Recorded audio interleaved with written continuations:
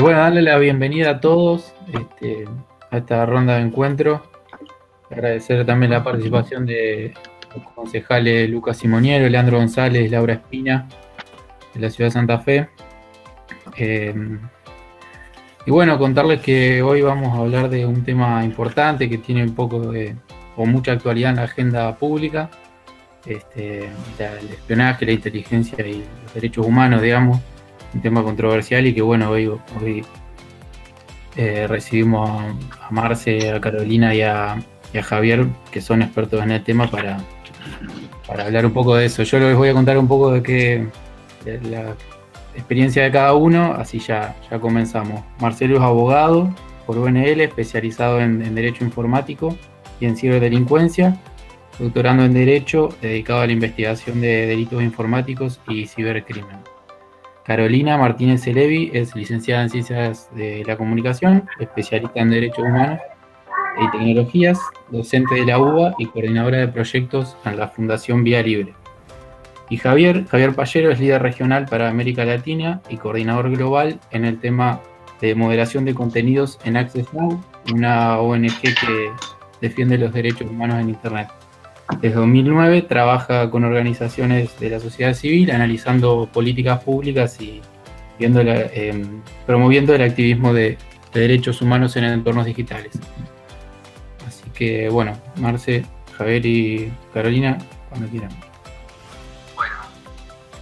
Bueno, muchas gracias por la invitación. Me escucho mucho eco. A ver. Ahí sí. Decía, muchas gracias por la invitación a los concejales presentes. Para nosotros lo hablo en plural porque creo que para Javier y para Carolina también, es un gusto poder hablar de estos temas. Me parece, cuando me lo comentaron por primera vez, que es una oportunidad que está buenísima, que hay que aprovechar, de visibilizar el tema de la inteligencia en nuestro país, de que sea algo que se hable, que se conozca, porque creo que tantos años en el cual se mantiene en una especie de caja negra, en esto de como le llamamos nosotros, en seguridad por oscuridad, ¿no? Que es cuando no se conoce sobre algo está todo bien, porque claro, si nadie conoce de qué se trata. Y creo que como ciudadanos, la mejor forma de poder entender lo que está pasando y la de protegernos y la de poder cuidarnos es entendiendo sobre la temática, y un poco para eso estamos acá, para hablar sobre inteligencia, sobre qué se trata.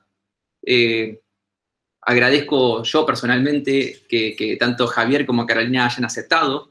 Yo sé que ellos trabajan, digamos, muchísimo con esto. Yo, si bien, bueno, ustedes ya algunos que están acá conocen un poco a lo que me dedico, ellos están mucho más involucrados en el tema que yo, y un poco mi idea o mi función en esta tarde va a ser un nexo y tratar de tener algunos disparadores, algunas preguntas y tratar de mantener una conversación con ellos. Vamos a arrancar por Caro, a quien le damos la bienvenida, para que nos cuente un poco de qué hablamos cuando hablamos de inteligencia, y si hablar de inteligencia es lo mismo que hablar de espionaje. Bueno, primero gracias por haberme invitado. Como le dije a Marcelo hace un rato, estábamos haciendo como la previa de la charla para ordenar un poco las ideas. Estos temas a mí me gusta hablarlos porque en general en nuestra sociedad están presentados como con un halo de oscuridad siempre. Hay por un lado una gran ignorancia por parte de la sociedad de qué son los servicios de inteligencia o más precisamente qué es el sistema de inteligencia nacional, cómo está conformado, cuál es su función en nuestro país, pero digo en cualquier región, para qué sirve. Y por el otro lado, quien por lo menos le haya sonado de haber escuchado hablar de inteligencia, está asociado directamente a la idea de espionaje, ¿no? Los espías. En nuestro país, por nuestra historia, por nuestra experiencia, no lejana, sino, digo, desde los inicios del funcionamiento del sistema de inteligencia hasta ahora mismo, que estamos viendo noticias todos los días, con filtraciones de escuchas, ¿no? Esta idea, esto de que se está escuchando permanentemente a la sociedad.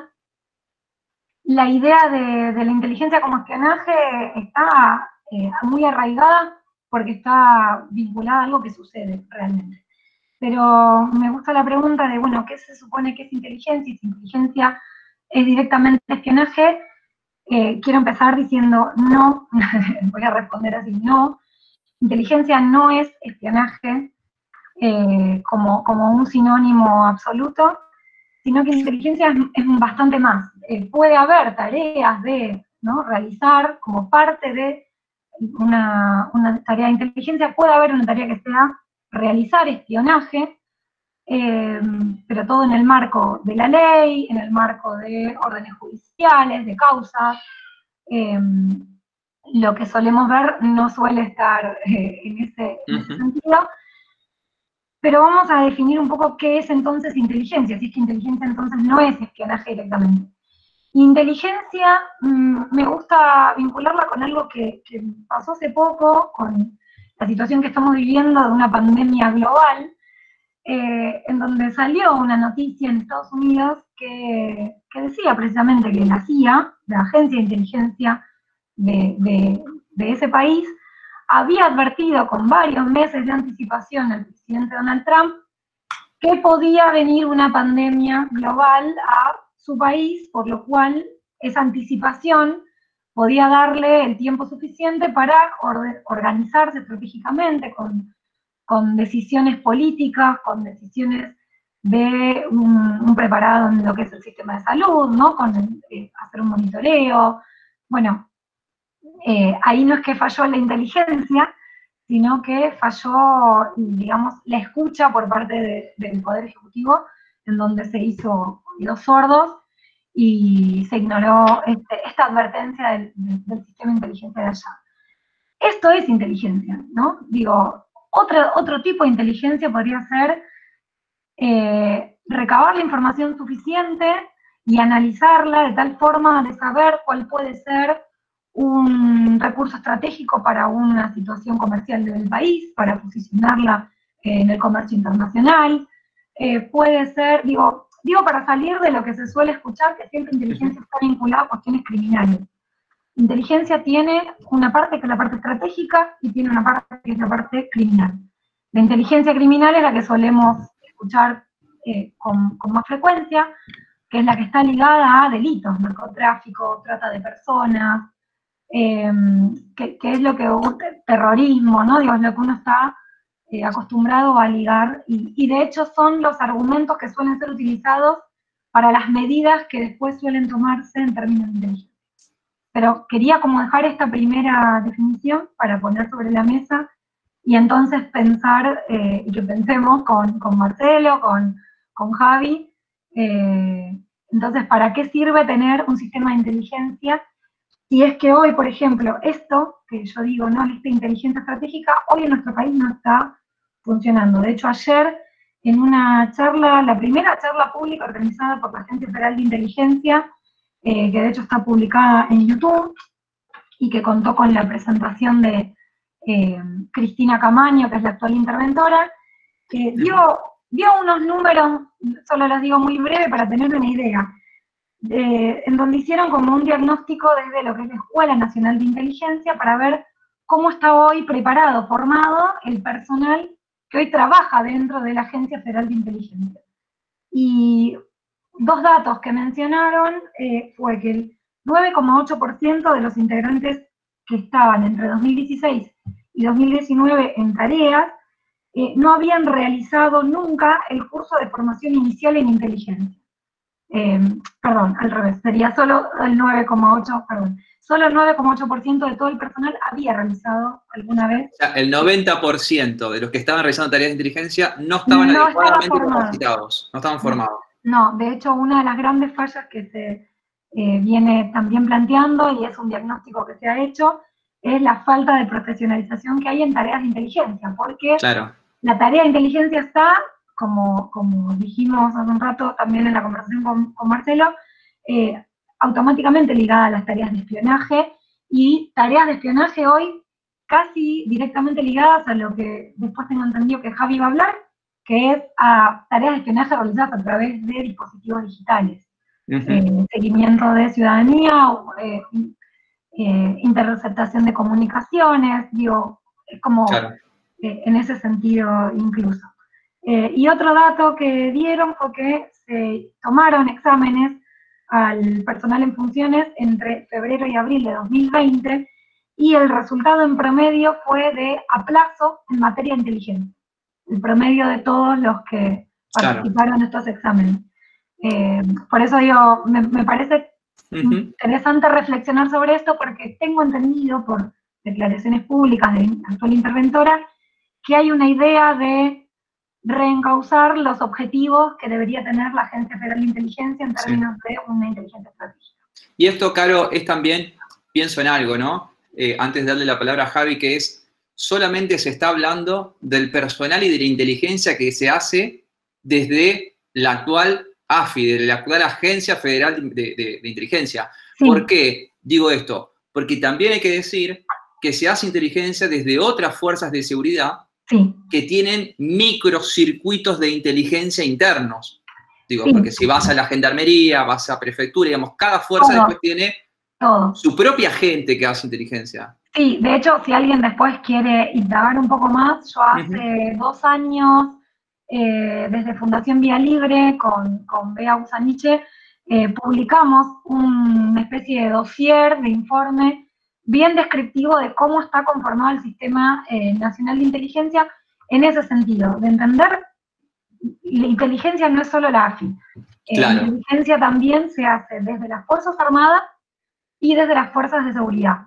Desde la Fuerza de Seguridad está la Dirección Nacional de Inteligencia Criminal, que es la DINICRI, que depende del Ministerio de Seguridad, y después se hace inteligencia en materia de defensa, dependiendo del Ministerio de Defensa. Esto significa todos los organismos de Fuerza de Seguridad, todos los organismos de las Fuerzas Armadas, a nivel nacional y a nivel provinciales, tienen sus pequeños sectores de inteligencia. Porque aparte hay que hacer eso. Es terrible. Una cosa es a nivel nacional, pero después, cuando empezás a hacer esas mismas fuerzas a nivel provincial, también tienen sus propios circuitos de inteligencia.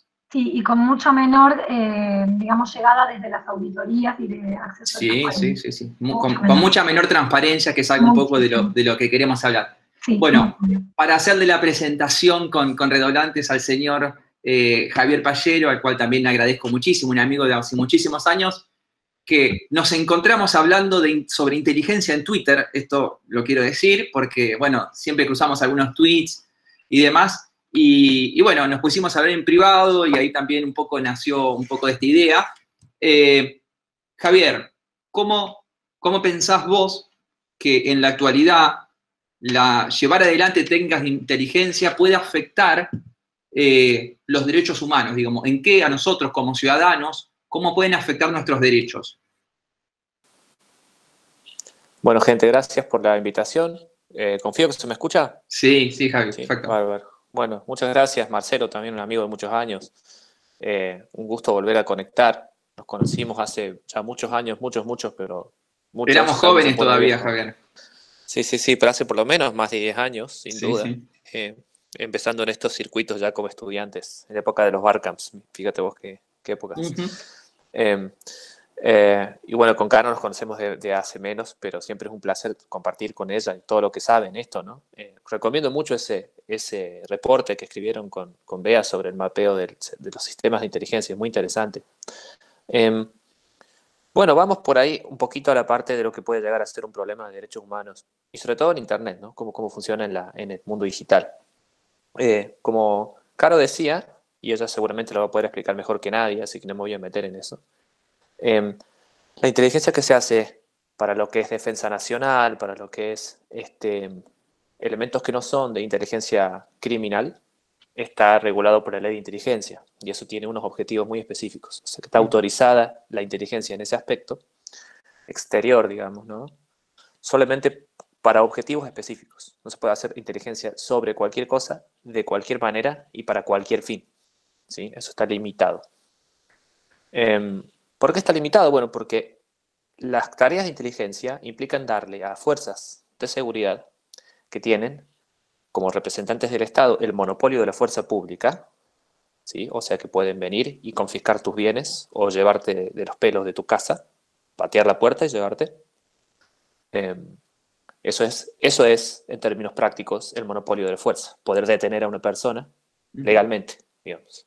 Poder confiscar sus bienes, privarla de derechos, etc., ¿no? Entonces, ese poder tan importante que en la democracia hemos elegido darle a ciertos organismos, ¿sí? Le ponemos también unos límites. En el caso de los sistemas de inteligencia hay límites extra y específicos, porque justamente se realizan de modo clandestino muchas veces, ¿sí? Que es lo que es interesante de ver, ¿no? Ese poder se ejerce muchas veces, ¿sí? Esa invasión, por ejemplo, de la privacidad, seguimientos, etcétera, se realizan sin que la persona lo sepa. Entonces, como es un medio subrepticio que pone al vigilado en una situación de desventaja, digamos por así decir, mayor a la que ya usualmente existe cuando el Estado ejerce su poder sobre un ciudadano, es por eso que le ponemos requisitos extra, ¿no?, a las actividades de inteligencia. Dicho esto, están también las actividades de inteligencia criminal o averiguación de delitos, digamos, ¿no?, que es lo que comentaba recién también los chicos, y hablaban, por ejemplo, que es lo que sucede cuando, después de que hay una denuncia de un delito, empieza a intervenir la justicia, ¿sí?, o a veces un poquito antes, se hacen tareas de averiguación, recopilación de información, inteligencia, como explicaba recién Caro, para resolver delitos, ¿sí? Entonces ahí ya hacemos una primera distinción, lo que es la inteligencia criminal, y es por lo general lo que más se relaciona con lo que está hoy. Es muy interesante porque esto está hoy en los diarios y en la tele y en internet por el tema de AFI y del espionaje de organizaciones de la sociedad civil, entre las cuales de distintas maneras hemos sido víctimas de los que estamos acá, inclusive, porque es de público conocimiento, lo digo. Si uno busca en internet ahora la palabra AFI y los nombres nuestros, van a aparecer cosas. Así que ustedes también están invitados a hacer inteligencia sobre nosotros.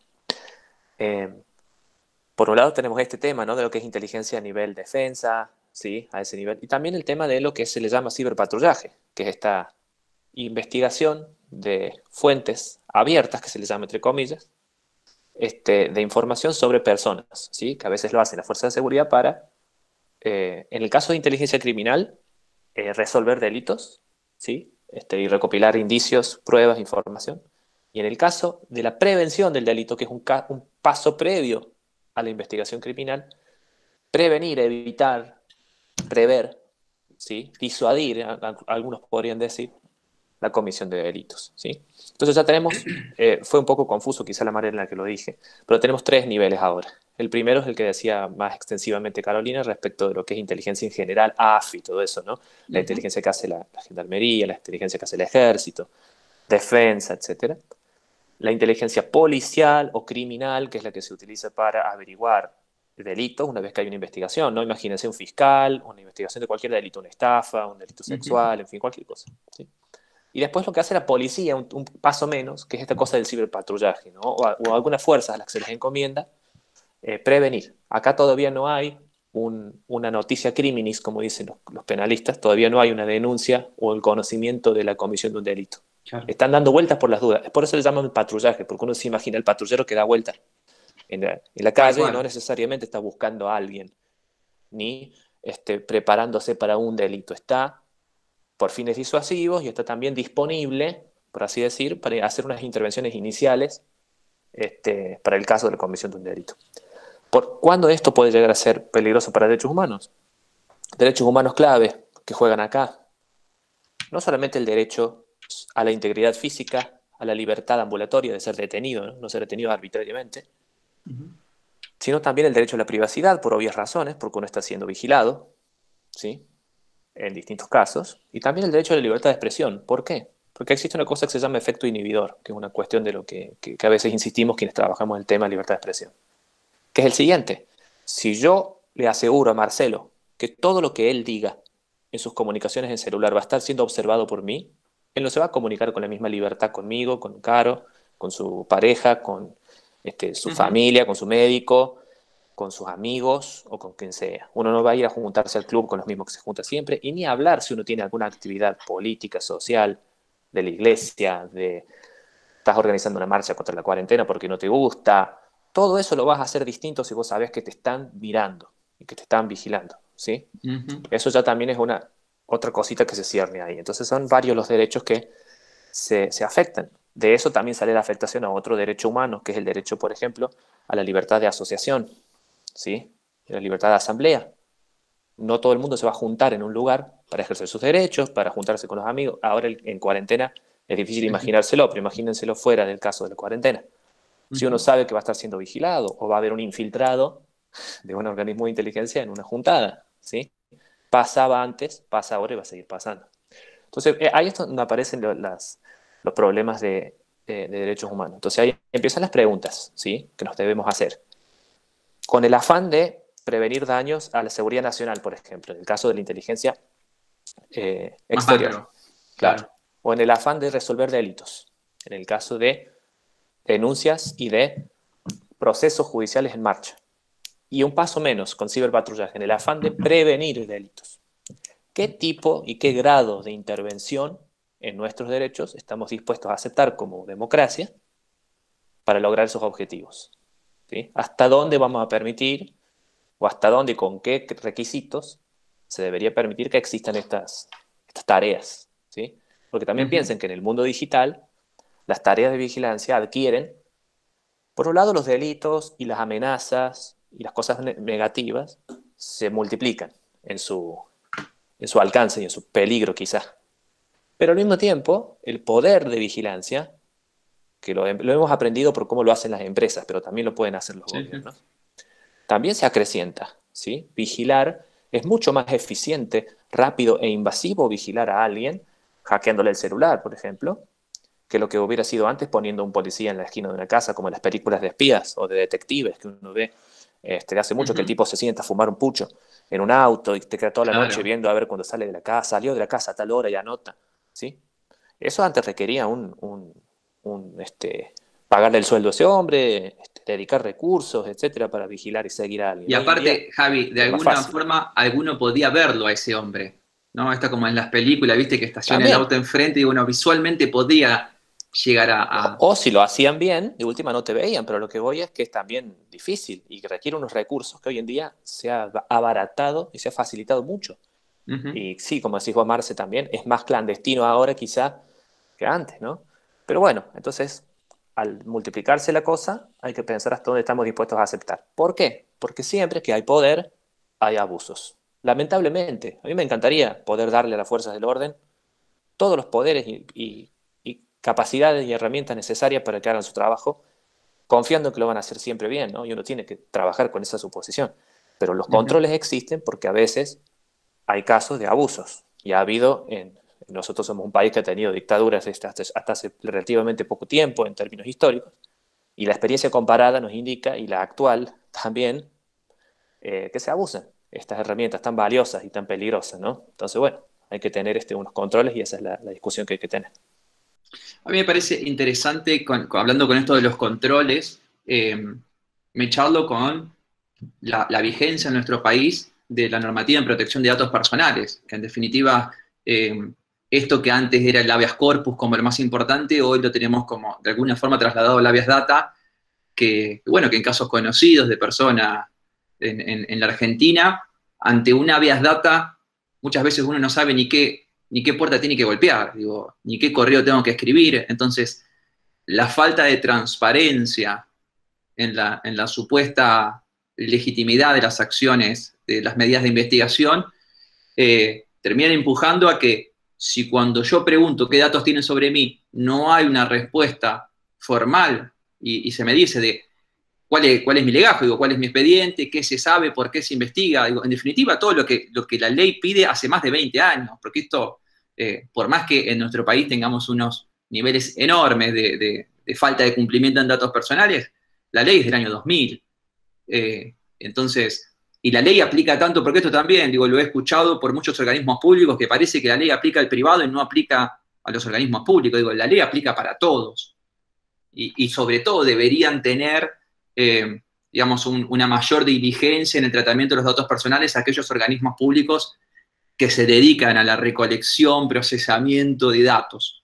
Porque esto un poco, creo yo, y teniendo un poco de conocimiento sobre las investigaciones que se realizan, uno entiende la utilidad que le puede que le puede traer al Estado en su tarea de investigación la utilización de estas herramientas. Ahora, la falta de control, la falta de transparencia, sumado a la discrecionalidad con la cual se van a utilizar estas técnicas, puede llevar a lugares muy complicados. Y es en esto en donde me parece que hoy la visibilización de cosas que se han hecho durante años,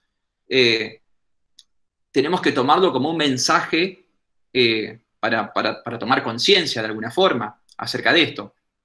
Aprovecho a preguntarte, Caro, y me parece que, bueno, se tocó al costado el tema de ciberpatrullaje, que me parece que Javier lo explicó muy bien, porque es inteligencia a distintos niveles. Para mí, ciberpatrullaje, de la forma en que está planteado, es como sobre la cual tenemos que tener más cuidado, porque la tarea de prevención del delito, por lo menos esto lo digo como penalista, es adelantarse a la comisión del delito, es súper peligrosa.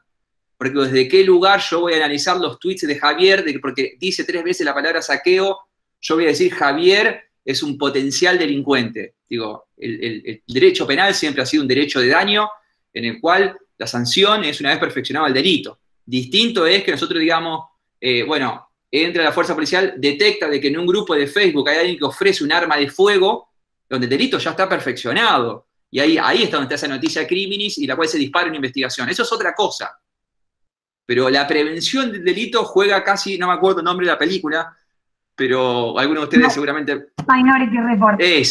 Esa película, ¿no? Donde estamos un poco jugando a eso, a que si a través de nuestra superprocesamiento de inteligencia, y acá es donde viene un montón de humo y marketing con inteligencia artificial, con Big Data y un montón de cosas que nos quieren hacer creer, es posible adelantarnos a la comisión del delito. Creo que ahí es en donde también tenemos que estar firmes desde el conocimiento, desde la ciencia, desde las organizaciones, para no dejarnos vender un buzón acerca de que esto es posible. Porque si no, parece que volvemos a las teorías lombrosianas en donde decimos, mirá, de acuerdo a la cara y a cómo es la persona, es un delincuente. ¿Cuánto tiempo tenemos? Porque yo de esto puedo hablar. Un montón, lo más breve. Bueno, a ver, es interesante porque son varios temas diversos, pero son todos cruzados.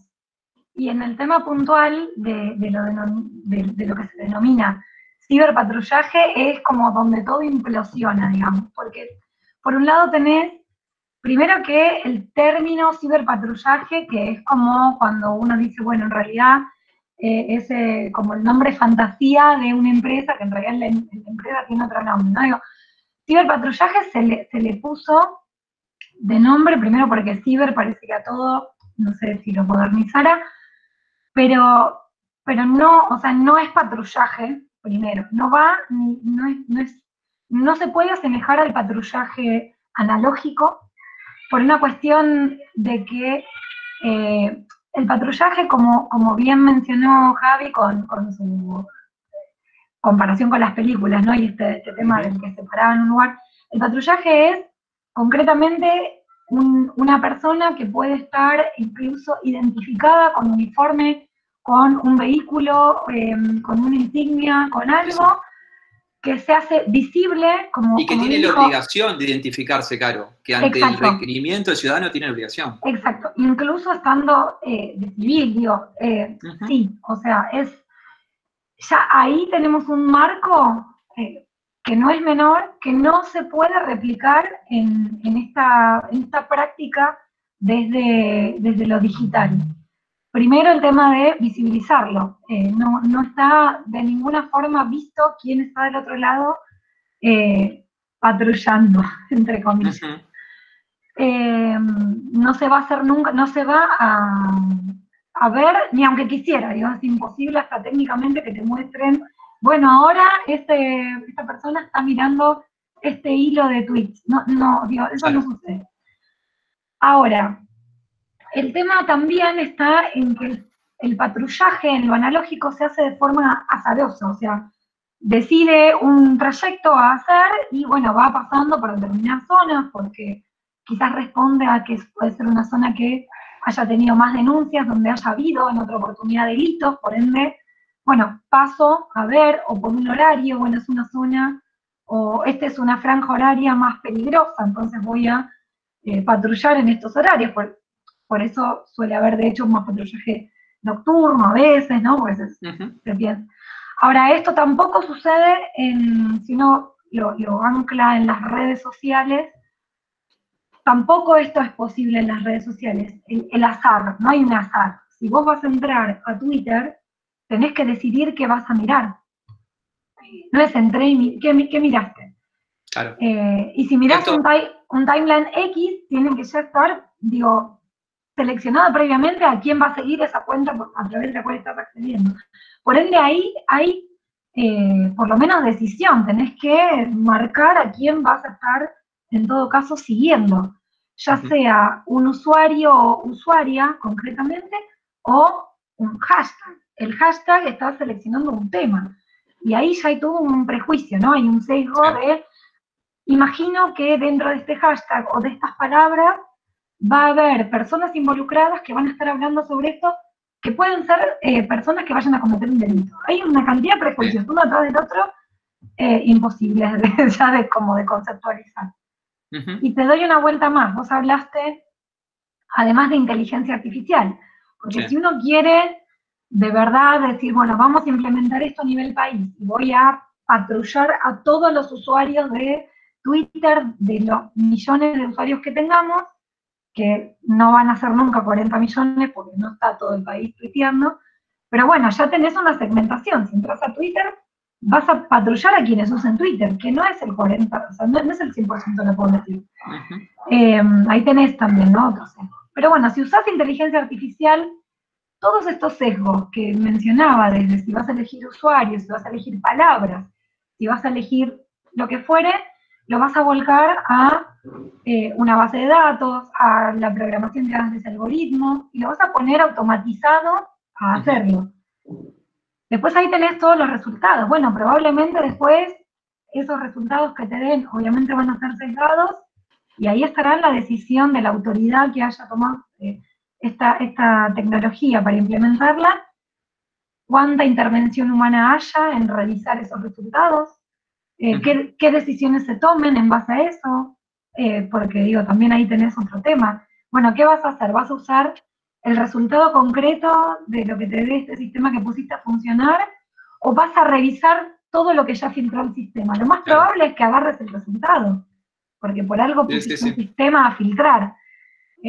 Y ahí es donde como que toda esta oscuridad previa se potencia. Digo, por algo se habla de que la inteligencia artificial tiene escalabilidad. La escalabilidad puede ser muy buena en algunos sentidos, si uno piensa en algo, en un uso, entre comillas, positivo de la inteligencia artificial. Como hoy hablábamos, Caro, para contar un uso positivo de esa inteligencia artificial, es lo que hablábamos hoy antes de esto, un caso de Facebook, por ejemplo, que hace esta inteligencia artificial de forma natural, digamos, como todas las redes sociales, y que analiza lo que una persona dice, y si cuelga fotos de pastillas y pone mensajes negativos, hay una especie de alerta roja, digamos, dentro de la plataforma, con un centro de asistencia para evitar el suicidio de las personas. Digo, eso sería un ejemplo de una práctica que hace una empresa privada, que es inteligencia pura, que ahí le da ese destino. Digo, Sí, y igual te digo que ahí nos metemos en otro debate enorme que tiene que ver con la predicción de algo. El predecir puede generar doble estigmatización sobre alguna persona. Digo, hay otro, pero bueno, yo no soy psicóloga, pero sí me ha tocado, he tenido la oportunidad también de hablar con psicólogos sobre estos temas, y a veces el tema de predecir y decirle al otro que a través de lo que fuera que vos hayas analizado, considerás que esa persona puede llegar a ser... un potencial suicidio es un montón. Podés llegar hasta a desencadenar esa acción, y quizás no era algo que efectivamente iba a pasar. Es muy complejo, pero bueno, sí, hay múltiples usos. Pero sí es cierto que... Volviendo a enganchar eso con datos personales, un poco el Reglamento Europeo de Protección de Datos Personales hoy establece como una especie de nuevo derecho el de conocer cómo funciona el algoritmo que termina dando resultados sobre mi persona. Y eso me parece que está buenísimo también que hoy pase. Sí, todo lo que tiene que ver con la transparencia algorítmica, la rendición de cuentas y la posibilidad de pedir revisión incluso humana en el reglamento general, pero eso lo puede decir mejor también Javi, que en términos legales Acá el abogado es él. Pero sí, el Reglamento General de Protección de Datos sí contempla esa posibilidad. Que bueno, nosotros en nuestra ley actual eso no estaba contemplado por haber sido del año 2000, Sí. pero que dejo solo como nada, un paréntesis, que hasta hace poco cayó el estado parlamentario del proyecto de ley que estaba, en donde no estaba contemplado igual tampoco el Sí, derecho de que ese derecho, hubiera es cierto. intervención humana. Sí. Entonces, sí, pero me parece importante destacar que sí es importante en este contexto tenerlo en cuenta. Javi, ¿qué opinás sobre todo esto? Y te sumo como pregunta, ¿cómo ves la posibilidad, digo, Caro mencionaba recién la dificultad que hay, ¿cómo sé yo que la agencia de inteligencia sigue este hashtag o sigue este usuario y qué es lo que hace? Y entonces, ¿cómo hacemos para dotar de transparencia a todo esto? Bueno, igual va la aclaración del caso, que por ahí Caro no sabía, yo no soy abogado. Sabe un Así que montón, todos no me piensan anoto que... no me anoto en el gremio. Sé que no terminaste, pero sos abogado. Sí, no, soy más bien un... Yo también a veces digo que no soy abogado, Javi, pero... para evitar así peleas, ¿viste? Soy más bien un curioso del tema. Pero sobre cómo hacerlo, creo que tiene poco que ver con estas dos partes que Marcelo marcaba. Marcelo empezó a hablar también sobre las leyes de protección de datos personales. Y uno dice, bueno, por un lado tenemos leyes de inteligencia, códigos de procedimiento criminales, que son los que indican cómo se hacen las investigaciones y qué poderes tiene o no tiene la policía, los fiscales, etc. Y ahora también tenemos la ley de protección de datos personales. Y uno ahí, ¿qué piensa cuando le dicen eso? Y bueno, piensa en las grandes redes sociales, piensa en Cambridge Analytica, piensa en los robos de datos, las filtraciones, el veraz, piensa en la economía de los datos, el capitalismo de la vigilancia y todas las cosas que se hablan ahora, ¿no? Que están en la opinión pública de estos temas. Y ahí hay que hacer una distinción y una asimilación. La distinción es que, bueno, cuando se trata del Estado, existe una cosa también que en seguridad digital se sabe trabajar mucho, que es la idea de modelo de amenaza. Entonces uno cuando tiene un planteo de seguridad digital tiene que pensar cuál es su modelo de amenaza. El compañero Maxi Macedo, que debe ganar por acá, sabe muy bien de estos temas. Uno piensa, ¿cuál es mi modelo de amenaza?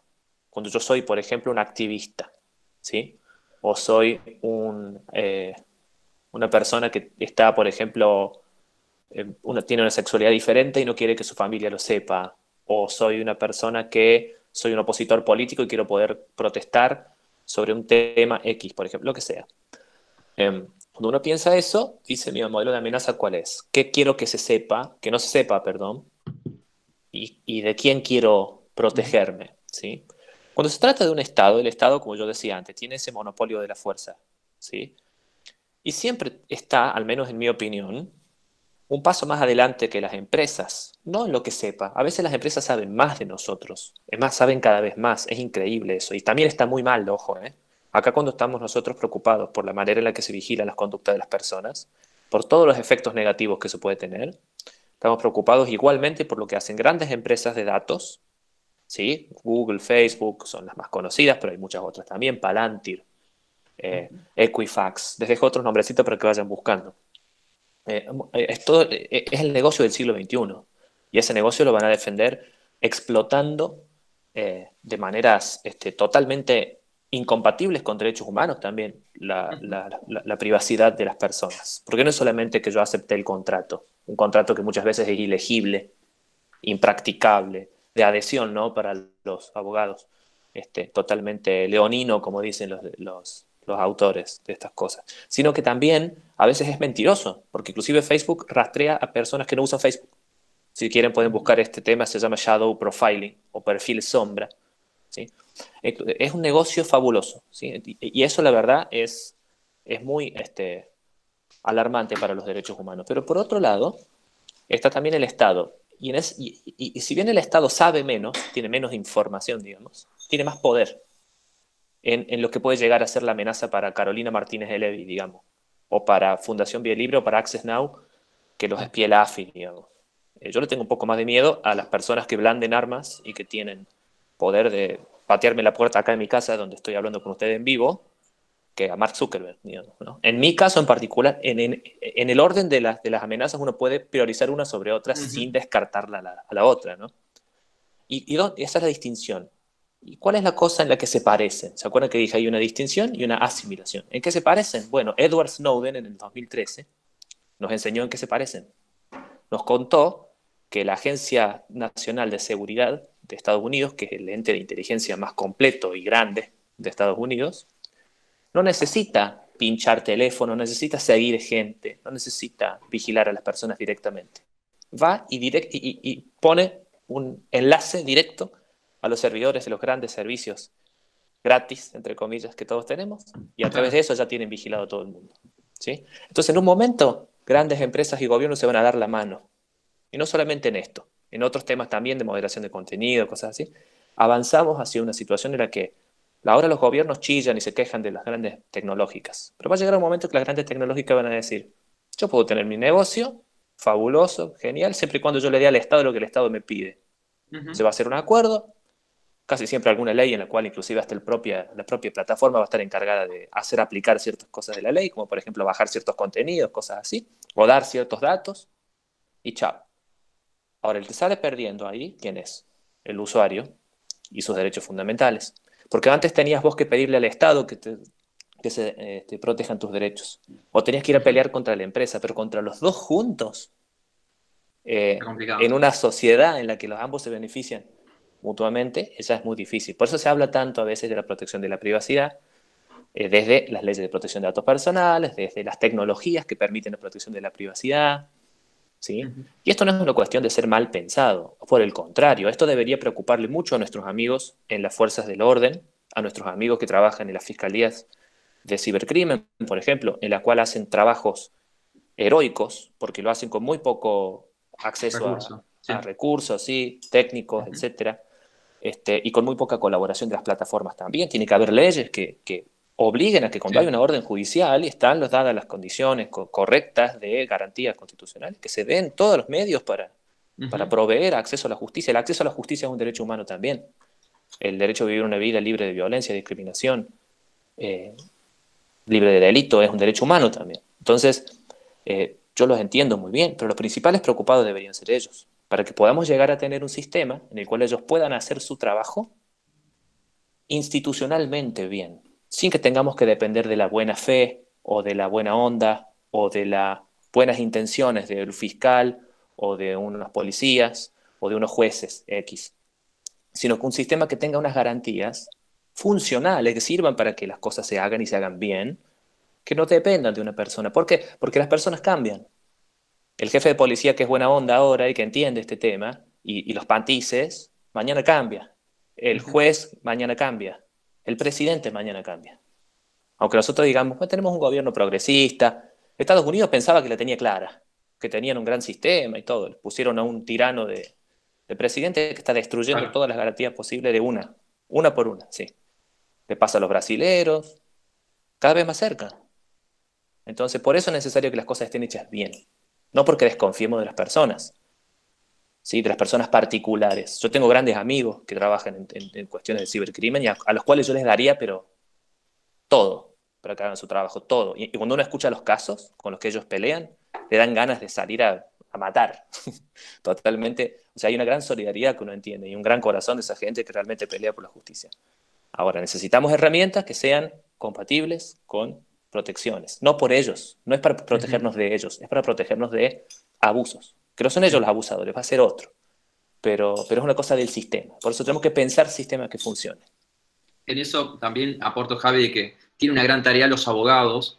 Les voy a contar una breve cuestión y le voy a dar la palabra a Laura Espina. Mire lo que le voy a contar. A mí me pareció terrible cuando lo vi. Un juez de la provincia de Entre Ríos que autoriza que en el marco de un allanamiento de todos los equipos que se encuentren se secuestren todas las cuentas de correo electrónico, todas, sin discriminar dominio, nombre, digamos, no se sabe cuál es la cuenta que interesa, y a todas las cuentas se les cambia la contraseña.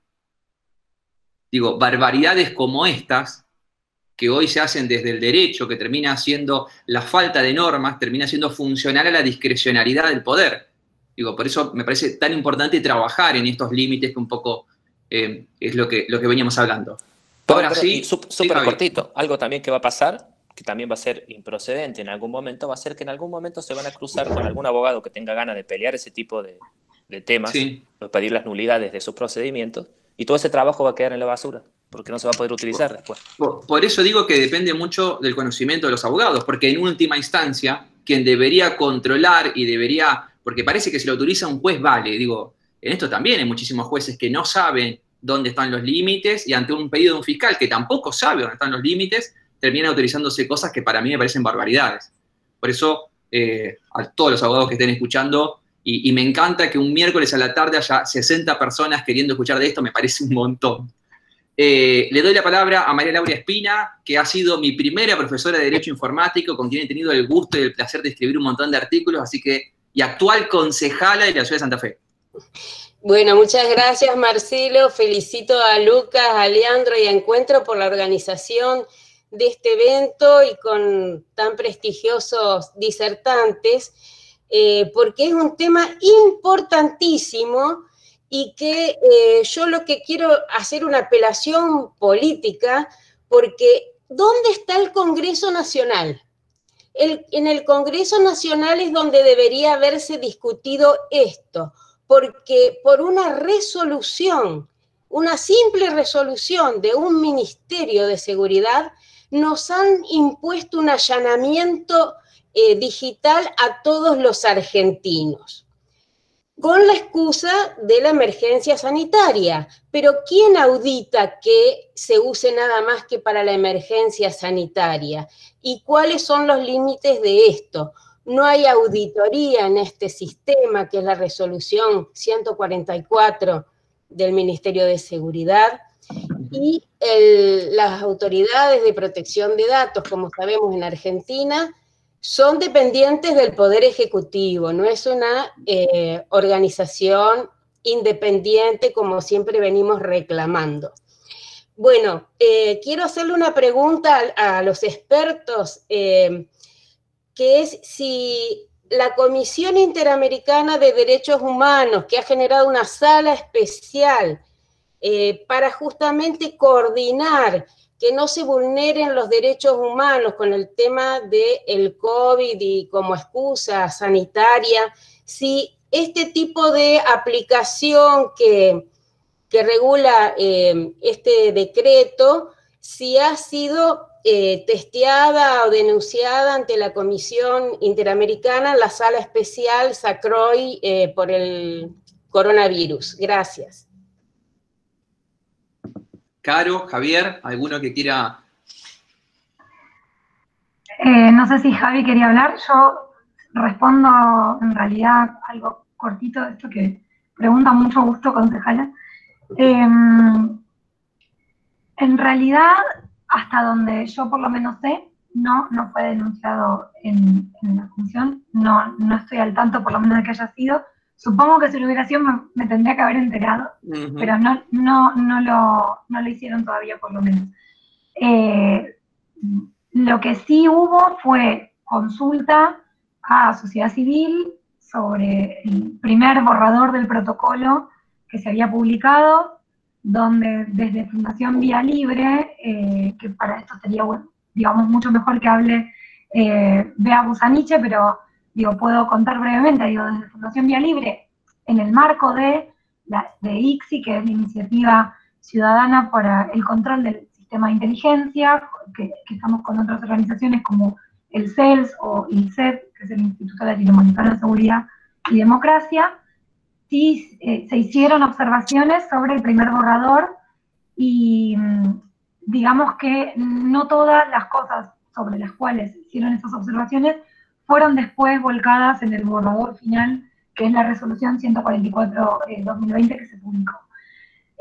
Lo principal, digamos, tiene que ver con el uso de todo lo que son las tecnologías digitales y ese procesamiento de información, que es básicamente tareas de inteligencia de fuentes abiertas. Es lo que creo que Javi ya lo había mencionado, lo que se conoce como OSINT, Marcelo también lo mencionó en su momento, todo lo que son inteligencia de fuentes abiertas,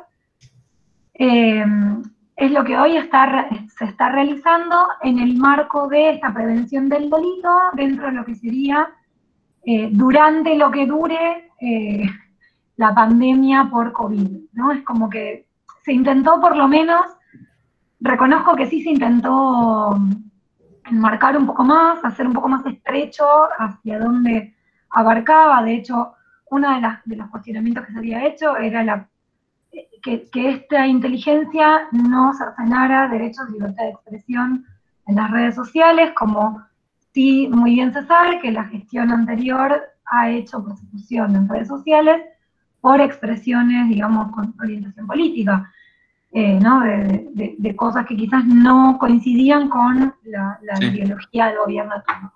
Esto no lo hace un gobierno de un color y otro no. Digo, hay veces que son medidas que se van sosteniendo, muchas veces el gran problema que pasa con estas cosas es la decisión política va por un lado y la práctica de quien realiza la tarea en lo concreto va por otro. A veces sucede esto, ¿no? Uno lee la ley, escucha al funcionario y de pronto Claro. el que realiza la tarea, como había dicho en su momento Marcelo, quizás lo hace gendarmería, lo hace un policía, y la tarea va por otro lado y se responden a otras órdenes, que es donde hay que tratar de profundizar en auditorías y en controles y en transparencia de cómo se implementan las decisiones políticas, que no suele bajar como con una línea tan directa, ¿no? Pero bueno, sí todavía se plantea que el protocolo tal y como está no cumple con lo que uno esperaría, porque se está haciendo inteligencia sobre los ciudadanos que no han cometido delito, donde no hay una orden judicial, digo, hay como algo que se sigue sosteniendo. No sé si Javi tiene algo que esté pensando que quiera acotar sobre esto, pero eso me parece que es algo que sí, que no debería suceder. Hay que ver qué sucede cuando se termine el contexto de pandemia y se supone que esto debería finalizar. Sí, pero ahí igual, es donde vamos a también observar. claro, sumando en esto, si bien se limitó el contexto de la cuarentena, viste que sobre los delitos sobre los cuales se habilita la realización de inteligencia, hay delitos que no tienen nada que ver como grooming, digo. Entonces, digo, ¿para qué? Porque una cosa que, digamos, lo que se conoció mucho es la utilización de inteligencia para la prevención del delito de intimidación pública. Entonces, no, bueno, si dijo la verdadera saqueo, para la prevención de que, bueno, un Estado, ahí es una cosa. Entonces, como que el protocolo arranca por ahí, pero en un momento mete en los delitos incluidos delitos que no tienen nada que ver con la cuarentena, con la pandemia. Entonces, es como que se mezcla todo un poco. Yo creo que hay como también distintas lecturas. Creo que desde lo jurídico es mejor que haya algo a que no haya nada, porque para mí cuando no hay nada hay mayor discrecionalidad todavía. Hoy por lo menos tenemos un protocolo al cual criticar y decir, esto vamos a modificarlo, en esto tenemos que hacer doble clic y repensarlo y pedir transparencia. En ese sentido, y también está bueno que digas, Caro, porque sé que, y esto entiendo que ha tenido una utilización política, desde el ministerio, cuando se larga el protocolo, dice, no, bueno, pero se sentaron a la mesa distintas fundaciones como Vía Libre y demás, en la cual nosotros conocemos lo bien que trabajan, pero después cuando conocemos la realidad de lo que pasó, digo, era un borrador sobre el cual se hicieron un montón de consideraciones que no fueron tenidas en cuenta, igual salió, pero Vía Libre queda ahí, como que avala. Entonces, está bueno que vos, que digamos, que sos parte de la asociación, lo digas.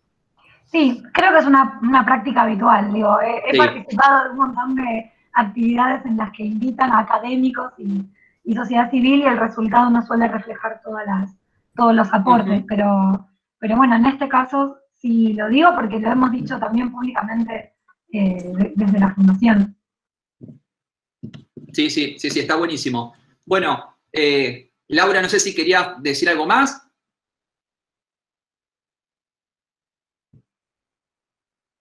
Ahí quedó muteada Laura. Sé que estamos con la hora cumplida. No sé, Franco, Lucas, cómo quieren seguir, si quieren que demos lugar a las preguntas. Digamos, porque como verán, tanto Caro como Javier pueden hablar un montón sobre esto. Queremos respetar también el tiempo de la gente. Así que como ustedes quieran. Sí, Marcelo, vamos a pasar a leer un poco las consultas, ¿te parece? Dale.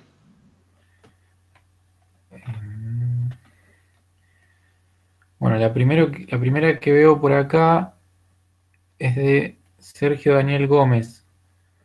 Pero ¿cuánto estamos permitiendo que nos vigilen al aceptar términos y condiciones que están en un link al lado del checkbox? Sí, yo me atrevo a dar una respuesta muy corta sobre eso, porque leí durante mucho tiempo y me dedico a la regulación contractual de este tipo de cosas. En principio, cuando hay un doble fenómeno que me gustaría explicar, cuando uno cede licencias sobre los propios contenidos, es necesario que lo haga porque si no, no funcionaría Internet. Esto lo quiero dejar claro porque muchas veces se muestra la famosa cláusula de que yo hago una cesión internacional, revocable, sin regalías, etcétera, sobre los contenidos. Esa cesión de propiedad intelectual sobre los contenidos la necesita tener cualquier servicio que funcione en Internet, porque sin eso no podría recibir una foto mía, no podría procesarla, no podría hostearla y no podría mostrarla. Digo, el sistema no funcionaría desde el punto de vista legal. Entonces, esas cláusulas son necesarias y son legales en cuanto a la cesión. Esa cesión siempre viene atado a una finalidad que es la propia prestación de los servicios. Y esa finalidad se extingue con la cancelación del servicio. Entonces, si uno quiere que Facebook deje de procesar sus datos, y esto lo digo incluso en los contratos de Google, que son geniales desde la ingeniería contractual, porque Google regula un contrato por cada servicio. Cuando uno cancela la cuenta, se mata toda finalidad y la empresa dejaría de tener los derechos para realizar el tratamiento de los datos. Con excepciones, por ejemplo, en Google Street, si uno hace un comentario sobre un negocio, te dice, ojo, que este comentario sobre este negocio nosotros lo vamos a seguir teniendo. Digo, hay excepciones a esa regla. Entonces, si uno quiere que dejen de tratar los datos, debería hacer esto. ¿Se te puede garantizar técnicamente el borrado de los datos? Por supuesto que no. Y esto lo digo, le pasó a Zuckerberg con el fenómeno de las elecciones en Estados Unidos y esta situación no me sale el nombre ahora de la empresa, pero bueno, Javier o Caro me van a ayudar. Cambridge. De Cambridge Analytica. Bueno, cuando va Zuckerberg a decirle, no, bueno, nosotros los obligamos a estos proveedores que borren los datos, nosotros sabemos, yo hablo desde la seguridad de la información, es incomprobable que alguien te diga, borré los datos, quédate tranquilo. En esto lo ato al derecho al olvido y el derecho a la supresión de datos. ¿Qué debería hacer uno? Cancelar su cuenta de Facebook, ejercer una habeas data, ver qué dice Facebook sobre mí, y ahí yo sabría si borraron o no mis datos. Súper subjetivo, y tómenlo con pinzas todo lo que dije, pero así funcionaría un poco el sistema. Muy bien. Otra consulta es cuál es el modo de solicitar que se retiren nuestros datos personales de la red. Por ejemplo, DNI, dirección, número de quit, etc. De Asami. Javi, Caro, ¿alguno quiere responder? Yo creo que vos, Marce, estás más capacitado para eso. Sería una especie de habeas data que podés hacerlo primero, ¿viste? Claro. No sé. Sí, la 25326 lo que te dice es habeas data primero y después derecho de supresión. Digo un breve comentario con el tema del derecho al olvido. También se ha dado un humo enorme y un marketing inadecuado para mí sobre el derecho al olvido, que parece que cualquiera puede borrar lo que no le gusta que se diga sobre uno en Internet. Digo, esto no es el derecho al olvido, hay un montón de limitaciones. Les recomiendo ver la jurisprudencia española al respecto, que es muy clara en qué momento se aplica el derecho al olvido. De hecho, el propio Reglamento Europeo de Protección de Datos, cuando habla del derecho de supresión, dice entre paréntesis derecho al olvido. O sea, es el mismo derecho, no es un derecho distinto. Porque como que a la gente a veces se le vende como servicios mágicos de cleaning y derecho al olvido, que no es. No es por lo menos como muchas empresas hoy lo están vendiendo, digo. ¿Qué debería hacer? Dejar de hacerte odiar con los abogados que venden eso. Pero ya los que me conocen van a echar ya lo saben.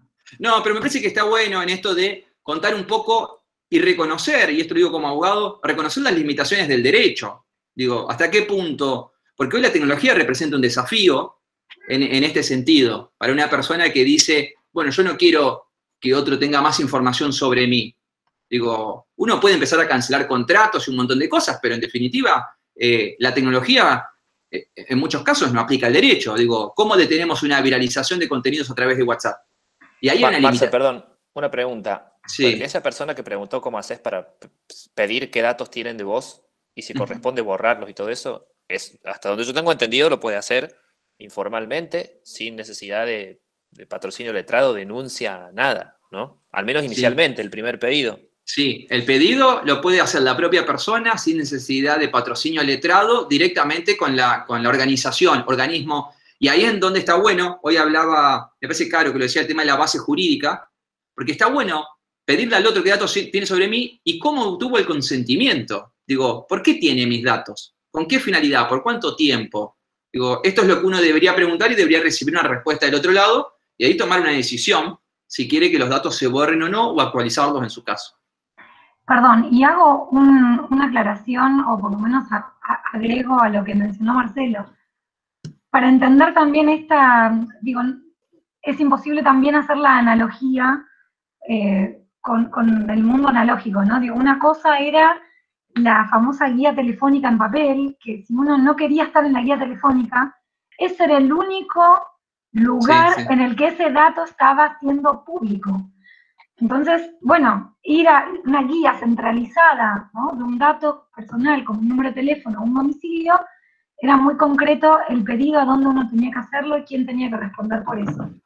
Cuando uno piensa en datos personales, que de por sí son datos personales que suelen estar públicos, porque uno los hace públicos, incluso voluntariamente en cualquier formulario que llene, hoy por hoy, un DNI, un domicilio, un número de quit, nombre y apellido, si uno tuviera la intención de decir, yo no quiero aparecer, quiero ser desindexado de internet, no quiero aparecer, no quiero que aparezca, tendría que hacer un pedido por cada sitio que tiene alojado mi dato. No es que hay una entidad global de internet a la que yo voy o no quiero que mi nombre aparezca en internet. Entonces, también hay una cuestión desde lo legal, que uno puede encauzarlo ahí si es que hay un espacio concreto que me dice, bueno, yo necesito que este espacio me borre de ahí, pero después está lo técnico. Lo técnico, concreto, de cómo funciona Internet, de cómo la información se replica, se viraliza, se copia, se comparte, y uno no llega nunca a saber efectivamente dónde está toda esa información compartida. Desde lo práctico, desde lo cotidiano, es muy difícil lograr eliminar todos sus datos de Internet. Entonces, es más, es tan difícil. Yo trabajo mucho, te cuento, Caro, con distintas empresas en intentar adecuar al tratamiento de datos personales a lo que dice la ley. Las mismas empresas no saben dónde están sus propios datos. No es que lo hacen de malos porque ni los están vendiendo, no hay ningún negocio detrás. No saben, por la propia desorganización, porque son empresas que han ido creciendo y creciendo y creciendo, se encuentran un base de datos que no saben cuándo los recolectaron, por cuánto tiempo, para qué era, y después terminan borrando todo de forma masiva y después vuelven a recolectar. Y eso cada vez va pasando más y más por justamente el volumen de datos que pueden ser almacenados, pero no tan fácilmente a veces procesados, organizados, archivados, catalogados. Pero bueno, quería decir eso. Perfecto. Laura, ¿querías hacer un comentario sobre la aplicación? Sí, gracias, Marcelo. Un tema que venimos trabajando con vos, Marce, desde hace muchísimos años, creo que más de una década, que es la adhesión de la ley de la provincia a la Ley Nacional de Datos Personales. Si bien hay leyes provinciales que hacen referencia a esta ley, no está todavía la adhesión en forma expresa, y nuestra Constitución tampoco ha sido modificada desde el 62, por lo tanto tampoco lo tenemos en el texto constitucional, lo cual es un problema. Con respecto de la pandemia, hay un decreto que es el 420 del Poder Ejecutivo Provincial, donde además de habilitar muchas actividades, lo cual está muy bien, pero en el artículo 7º introduce el tema de una aplicación, donde los santafesinos, cada vez que hacen un desplazamiento, tendrían que completar eso para decir a dónde están yendo. Para mí es una vulneración y una introducción del Estado en la vida de la gente inaceptable.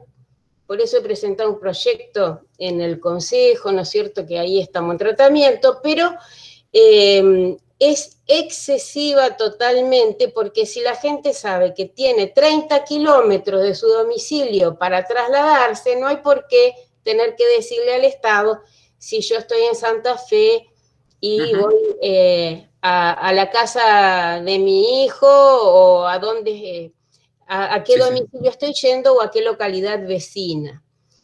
Sin duda que es un tema complicado, porque está la tensión con la gente que por ahí quiere más libertades de las que liberalidades y juntarse, y eso no está bueno porque estamos controlando los contagios.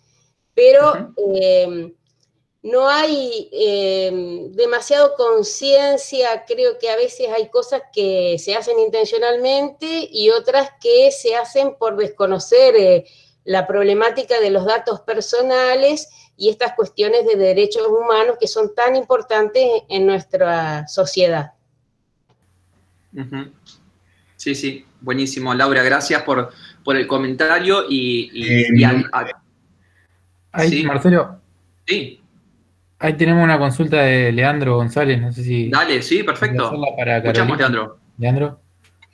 Dale, gracias, y la verdad que muy buena la charla de tanto Marcelo, Carolina como Javier. Creo que es un tema, como todos coincidimos, que está sin resolver desde la vuelta de la democracia, que afecta a las libertades individuales, donde claramente hay un descontrol sobre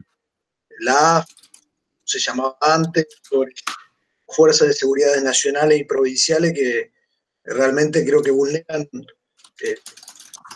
individuales y particularmente terminan siendo herramientas extorsivas, donde muchas veces hay vinculaciones políticas, mediáticas, judiciales, de un lado, de los que espían y de los que son espiados.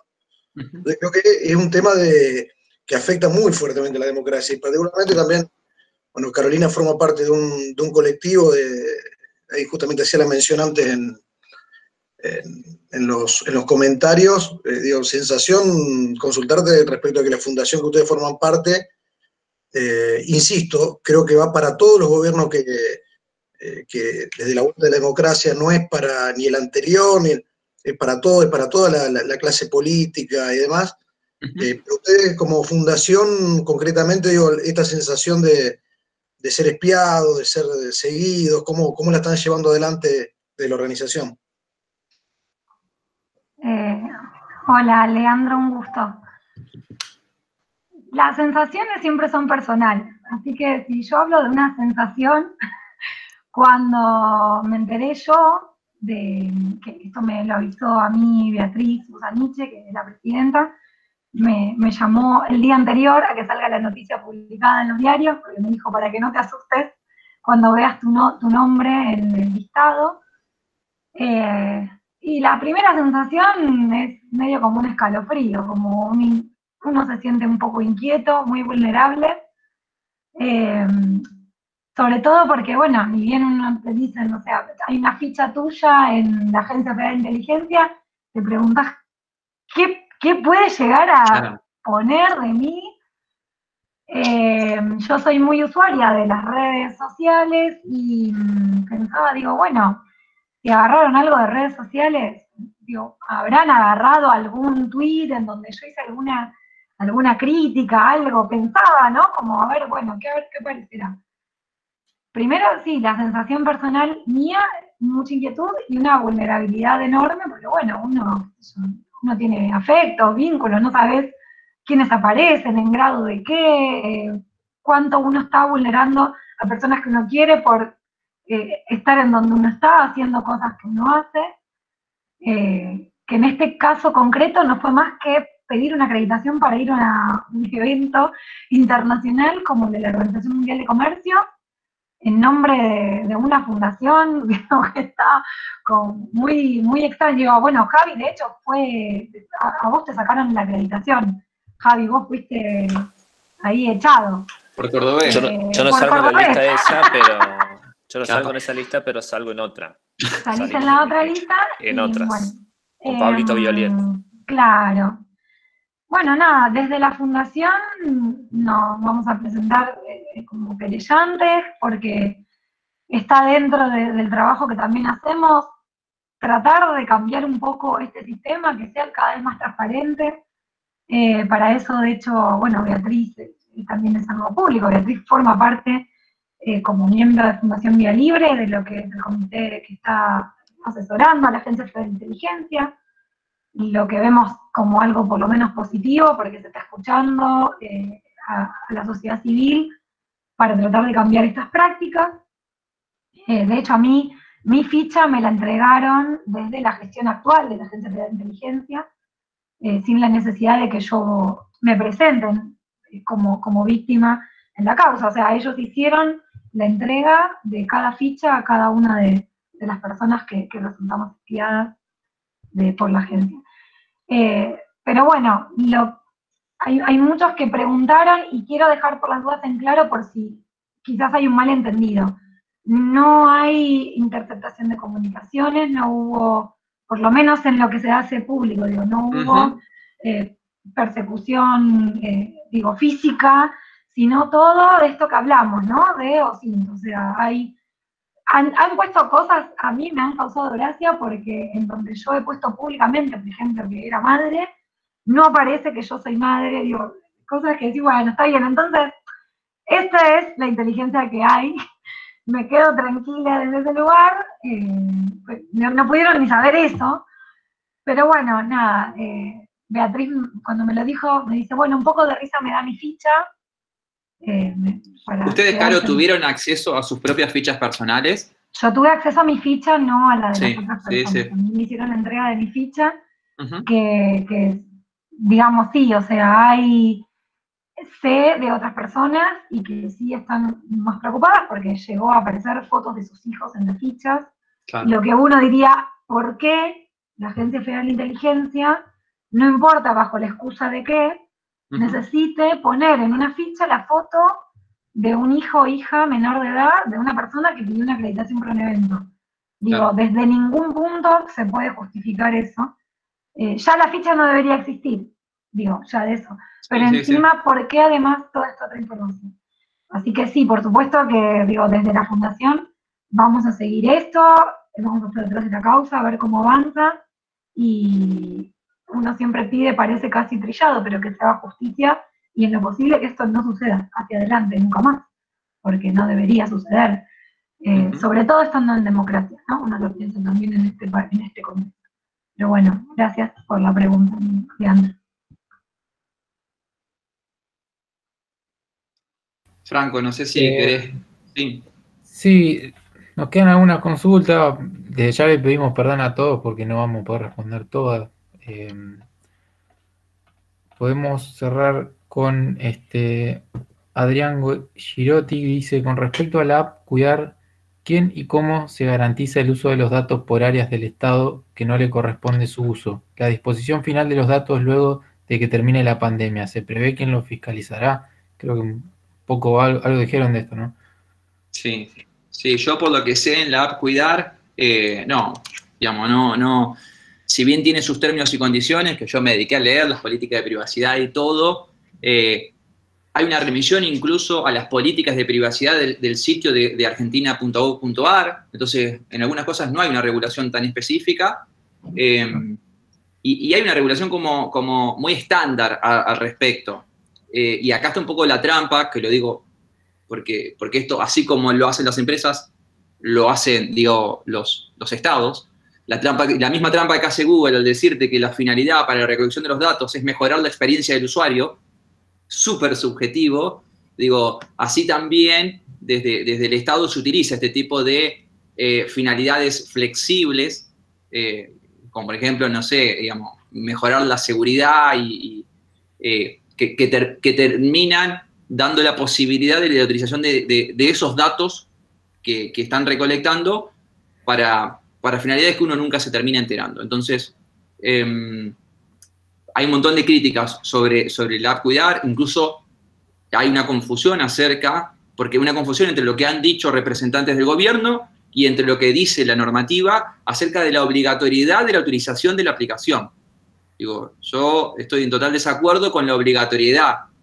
Digo, si alguien voluntariamente decide querer utilizar la app y hacer el autodiagnóstico y brindar datos de salud aparte, que son sensibles, bueno, uno se encuentra porque los derechos, y este tipo de derechos, digo, los datos personales terminan siendo derechos subjetivos que cada uno puede, digamos, dar su consentimiento para el tratamiento. Ahora, de ahí a que sea obligatorio hay una distancia, me parece que se ha jugado mucho con esa confusión, porque hay mucha gente que sigue pensando que es obligatorio. Caro, no sé si vos querías decir algo. No, que quería que por las dudas que queden claro que no es obligatorio. Claro. Porque por las dudas de mencionarlo, pero sí, es cierto que se ha prestado mucha confusión y de hecho con, digamos, la última actualización que había tenido en mayo, cuando le agregaron la posibilidad de tener el certificado para poder circular, ¿no? Como la autorización para circular, desde la misma aplicación hubo como una confusión también en la idea de que había que descargar la aplicación para poder tener el certificado de circulación. Y en realidad eso, o sea, tampoco es así, el certificado se descarga desde la web, la aplicación, aunque quisieran no podría ser puesta como obligatoria, porque ahí hay un montón de condiciones previas que se tendrían que cumplir desde que la persona tiene que tener un teléfono celular, digo, y eso no lo podés obligar, entonces desde ese lugar no puede ser obligatorio, pero no, el tema del certificado también llegó como para confundir un poco más todavía, porque hay una sensación de que tengo que tener la aplicación para poder tener el certificado. Y es importante así dejarles claro que no. Perdón, mini pensamiento ahí para cerrar también.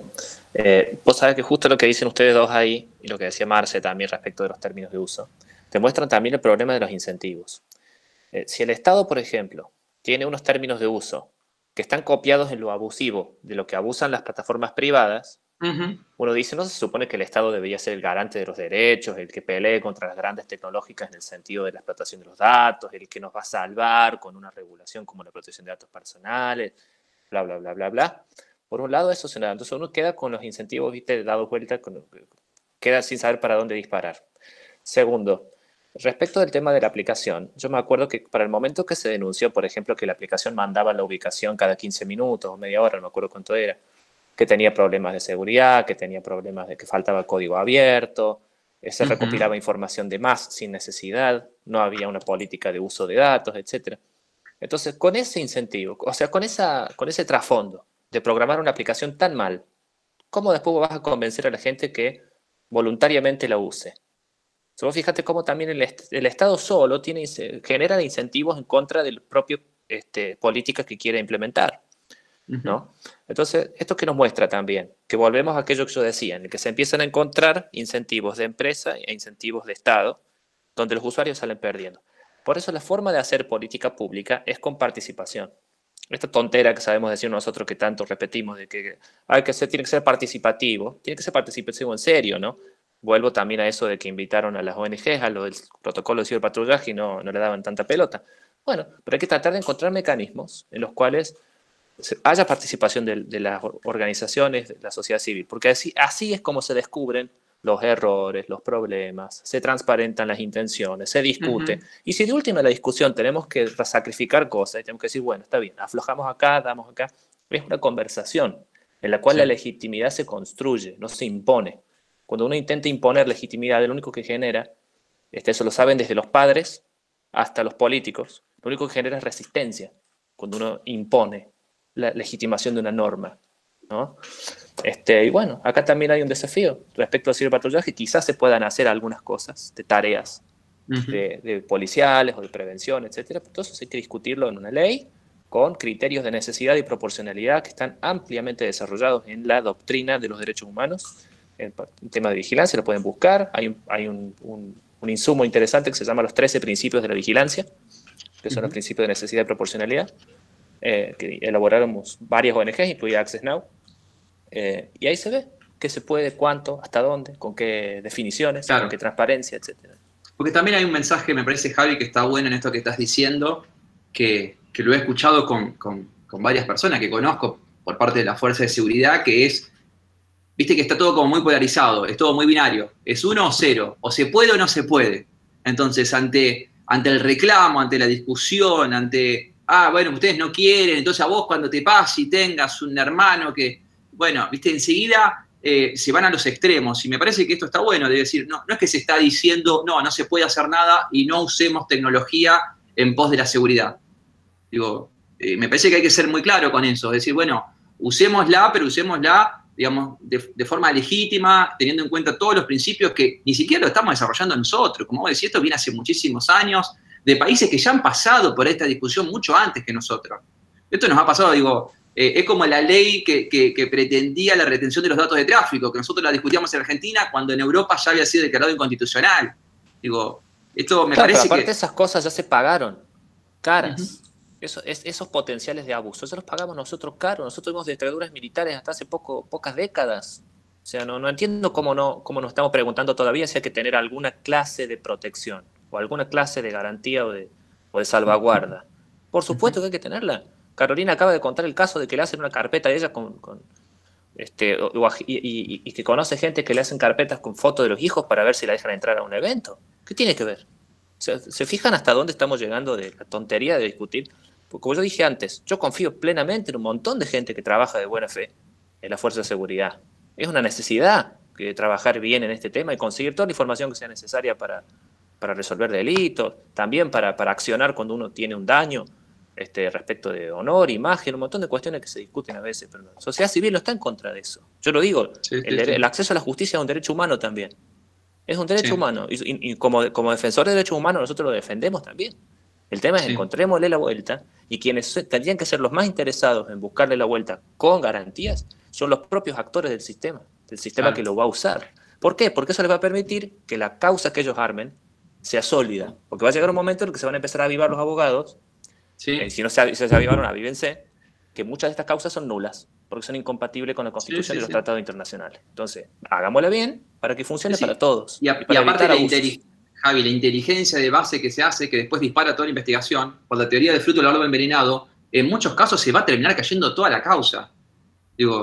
Entonces, ahí hay que tener muchísimo cuidado, y esto lo digo como abogado en el tema de la investigación, porque la policía hace muy poco análisis sobre la legitimidad. La policía genera informes y se lo da, y el fiscal avanza, y todos avanzan en una confianza sobre una legitimidad que nadie controla, y que es el abogado, en definitiva, el último eslabón de control y que tiene que cuidar, digamos, por lo que, en definitiva, los intereses del cliente. Digo una última cosa como para cerrar. Hay una pregunta de Brenda Nonino acerca del tema de los convenios con el Sistema Nacional de Inteligencia y que se realiza en conjunto con el Ministerio de Educación.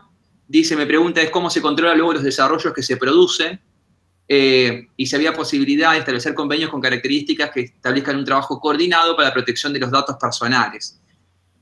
A ver, yo digo una opinión sobre un tema que también se habló muchísimo en Argentina y que me parece también que hay que visibilizar, que es el tema de SIBIOS. SIBIOS es el Sistema de Identificación Biométrica Federal, en el cual durante muchísimos años se ha hecho un uso discrecional de algunas fuerzas de seguridad que firmaban convenios con algunas provincias que tenían afinidad política y que en definitiva estaban los datos de todos los argentinos que obligatoriamente nos hicieron actualizar, ya sea DNI, pasaporte y un montón de cosas. Eran datos que estaban al servicio de la investigación y de la seguridad nacional, pero que discrecionalmente se otorgaba acceso a esa base de datos a unos pocos. Y que había muchos datos y con cero transparencia, porque SIBIOS se ha manejado en un montón de lugares. Recuerdo en algún momento que en una conferencia nacional se dijo que en algún momento con la identificación facial iba a ser posible que a través de una cámara de vigilancia saber quién eran los tres que estaban en la esquina y poder identificarlos. Una barbaridad. Ese sistema de identificación biométrica federal pasó durante muchos años en silencio, en ese oscurantismo como esto que estamos intentando hablar ahora, y también había convenios. En eso me parece que también hay que, como otras tantas, yo como a modo de cierre quiero decirlo esto, me parece que la utilización de la inteligencia y del espionaje genera polos de poder muy importantes que lo manejan unos pocos y que no lo quieren soltar, y que cuanto menos se enteren de eso, más les sirve a ellos, y que me parece que es algo que, como todos los ciudadanos, tenemos el derecho a saber sobre quién se está haciendo inteligencia, sobre qué se está investigando, en qué se están invirtiendo los recursos. Por primera vez se sabe un poco cuál es el presupuesto dedicado a la inteligencia, que en Argentina durante muchos años nunca se supo, que es un montón también. Y me parece que, y con esto cierro, agradezco a todos los que se sumaron un miércoles a la tarde para escucharnos a nosotros, unos ñoños sobre esto. Agradezco el interés de los concejales sobre este tipo de temáticas. Me parece que incluso, entiendo que desde el Consejo de la Ciudad y a través de la ordenanza, entiendo que es un tema que nos excede incluso como ciudad, nos excede como provincia, pero me parece que al menos desde pequeños lugares hay que empezar a hablarlo, hay que tratar de transmitir a la gente lo poco que uno sabe, para que así sepan cuáles son los derechos y se sepa, creo que cuanto uno más sabe, más se puede proteger y puede reclamar. Javier, si querés algunas palabras de despedida, Caro.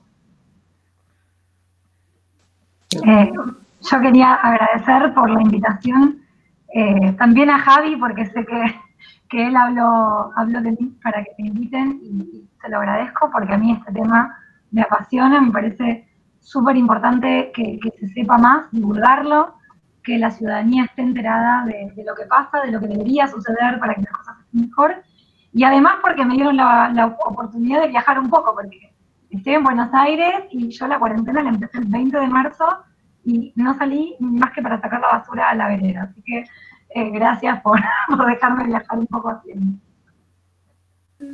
También agradecer mucho a ustedes, una alegría ver a María Laura Espina, he leído sus artículos desde siempre, así que un honor estar con todos ustedes y reitero una cosa que puse ahí en el chat, que no hay por qué estar peleado con los derechos humanos, pedimos controles y garantías justamente para que quienes hacen su trabajo honestamente en pos de la seguridad pública y la lucha contra el delito, justamente no vean su nombre y su trabajo manchado por quienes abusan de ese poder, que es una confianza que les hemos dado todos en la sociedad. Gracias a todos, chicos. Ahí lo tenemos a Francisco, me parece que va a cerrar un poco el encuentro. Francisco. Hola, buenas noches. ¿Qué tal? Gracias, Franco. En primer lugar, agradecer a Carolina, a Javier, a Marcelo, por todo el tiempo que dedicaron. Es un tema súper extenso, pero bueno, en 1 hora y media pudieron charlar muchísimo y brindar muchísima claridad sobre algo que muy pocos entendemos o conocemos. Comentarles que desde Encuentro es un espacio que siempre está abierto a hablar de distintos temas, a enriquecer la mirada de la ciudad. Si bien tenemos representación política en el Consejo con Lucas Mielo y Leandro González, siempre estamos abiertos a sumar distintas miradas, distintas voces sobre un montón de temas que nos atraviesan a todos en la cotidianidad. También agradecer a Laura Espina como concejala, que participó y pudo aportar un montón de información. Y comentarles también, si obviamente los que lo expusieron lo autorizan, esta charla se va a subir después para que esté en nuestras redes, para que el que quiera nuevamente escucharla o compartirla pueda hacerlo. También los invito a seguir Encuentro en las redes Facebook, Twitter e Instagram para enterarse de nuevas rondas de encuentro. Y un último comentario, cualquier persona que tenga ganas de sumar una iniciativa o que le interese discutir un tema, estamos abiertos, que nos escriban nomás y se coordinará una nueva ronda de encuentro para hablar de todos los temas que enriquezcan la ciudad. Muchísimas gracias. Muchas gracias, buenas noches. Gracias a todos. Gracias a todos. Gracias. Buenas noches.